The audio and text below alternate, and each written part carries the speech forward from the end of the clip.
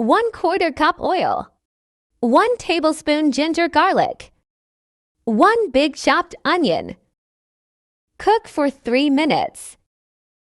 5 to 6 chopped green chilies, 1 big tomato paste. Cook for 1 minute. 1 teaspoon red chili powder, 1 teaspoon salt, 1/2 teaspoon haldi, 1/2 teaspoon zira powder, 1/2 teaspoon coriander powder, 2 tablespoon water. Cook for 1 min.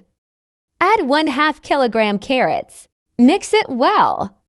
Cover the lid and cook for 3 minutes. After 3 minutes, mix it well. Add 1/2 kg potatoes. Mix and cook for 2 minutes.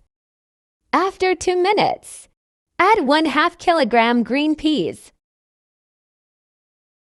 Mix it well.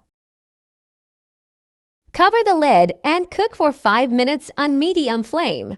After 5 minutes, mix it well.